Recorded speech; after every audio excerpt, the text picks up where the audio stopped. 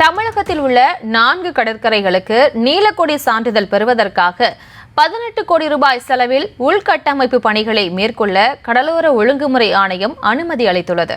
இதனையடுத்து மெரினா கடற்கரையில் நீலக்கொடி சான்றிதழ் பெறுவதற்கான கட்டமைப்பு பணிகள் தீவிரமாக நடைபெற்று வருகிறது.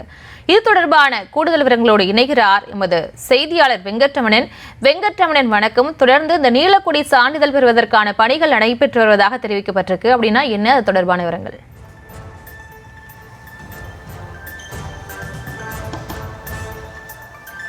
வணக்கம்.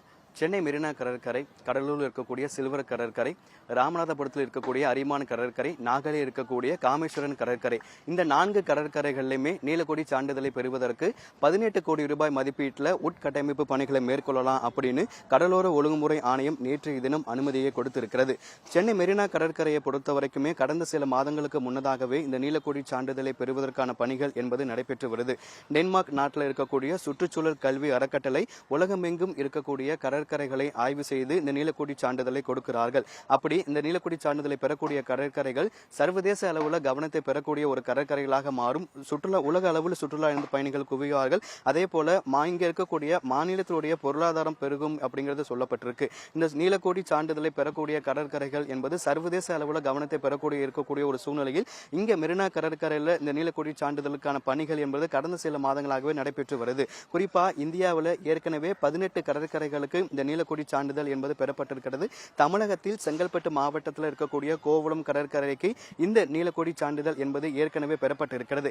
இந்த நிலையில தான் சென்னை மெரினா உள்ளிட்ட 4 கடற்கரைகளுக்கு 18 கோடி ரூபாய் மதிப்பீட்டில் இந்த நீலக்கொடி சான்றிதழை பெறுவதற்கான அந்த உள்கட்டமைப்பு பணிகளை மேற்கொள்ளலாம் அப்படின்னு நேற்றைய தினம் இந்த கடலோர ஒழுங்குமுறை ஆணையம் அனுமதியை பெற்றிருக்கிறது. மெரினா கடற்கரையை பொறுத்த வரைக்கும் கடந்த சில மாதங்களுக்கு முன்னதாகவே இந்த நீலக்கொடி சான்றிதழுக்கான பணிகள் என்பது நடைபெற்று வருது. குறிப்பா மெரினா கடற்கரையில் இருக்கக்கூடிய அந்த நீச்சல் குளம் பகுதி இருக்கக்கூடிய அந்த பகுதிக்கு அருகே 50 ஏக்கர் பரப்பளவுல இந்த நீலக்கொடி சான்றிதழுக்கான பணிகள் என்பது தற்பொழுது நடைபெற்று வருது.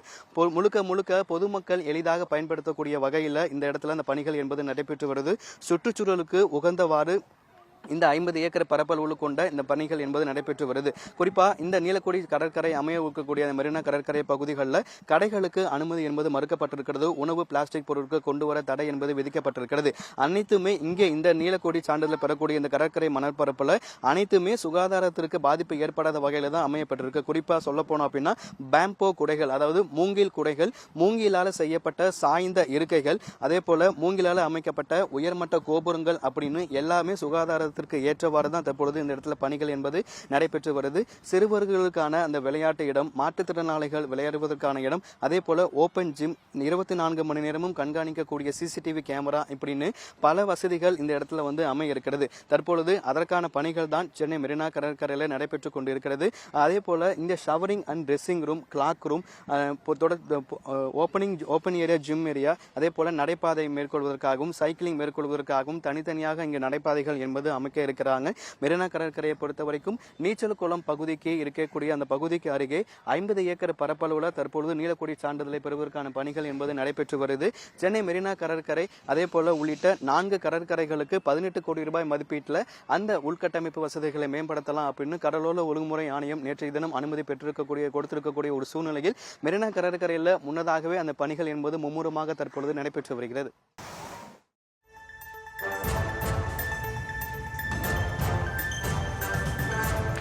விவரங்களுக்கு நன்றி வெங்கட்ரமணன்.